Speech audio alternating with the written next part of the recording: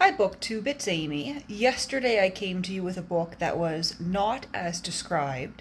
Today I'm coming to you with a book that arrived in the mail that is as described. And this is my second to last purchase from 2023 with no books to be bought in 2024 with the exception of the Antiquarian Book Fair in Toronto if and when I go. So this is one called A Story of a Bookman. So here it is, A Story of a Bookman, a biographical essay by H. Robinson Shippard. And it is wrapped in cellophane.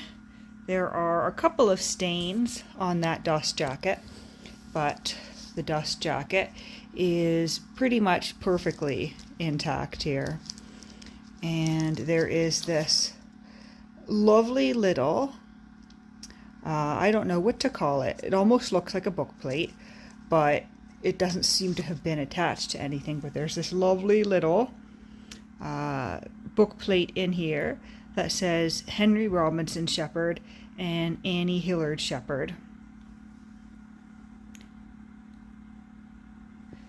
And here we have on the flyleaf here, here is the story of a busy, useful, and dynamic life, the story of a small-town boy from Long Island whose alert interest in life and the world has carried him from one happy and rewarding professional experience to another. Jim began his professional career as a proofreader and typesetter on the staff of a local newspaper, and then went on to New York print shops during the transition from hand setting to linotype composition, to Harvard for degrees in English, to college teaching and administration, and from there he was called to the ministry of the Congregational Church. Only after Jim retired did he really go to work, as he expresses it, as an active freelance copy editor, proofreader, and indexer with a reputation for handling and successfully executing the most difficult assignments. And in his retirement, he became a book editor for some of the leading New York and Boston book publishers. In this warm, intimate volume, the very breadth and depth of a rich and varied life emerges in its pages, and there is a treasure chest of fascinating behind-the-scenes information about the art of making books. And so that sounds like quite an interesting read. And it does appear to be signed by the author here. July 26th, 1960.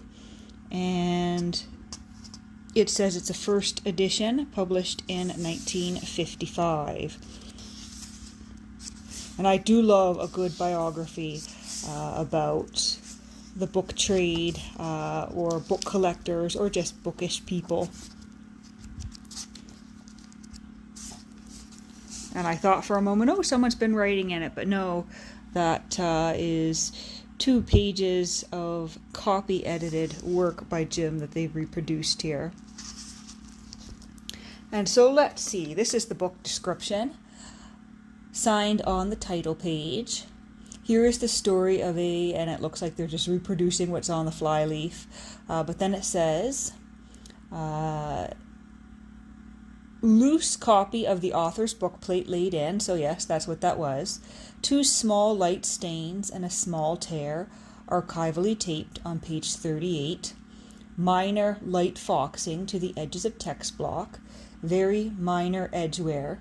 Dust jacket has moderate edge wear, small chips at top of spine, 2 tiny closed tears, light browning and foxing to some edges, faint foxing on panels, light rubbing / soiling. And I believe this was listed on Abe as in good condition. And so let's see, that was what, page 38? Yeah, 38 apparently has a repair to it, so let's find page 38. Yes, there is 38. And there is our small tear and a small piece of tape. And honestly, if that hadn't been listed, I might not have even noticed as I was reading, because that tape is so well disguised and blended into the paper, unless I put my finger specifically there and notice the change in texture. But that is lovely. That is just as described. Oh, it looks like there's a image here. A pile of wood. Jim's conditioning activity at 77. So this looks like quite an interesting little biographical work. As you can see, quite a slim volume. I think we're only looking at probably less than 200 pages. Oh yes, here in the index we're only at, only 90 pages long. So a nice little book to read here. And this will join my shelves of books on books stored in the bedroom here. So that's all for today.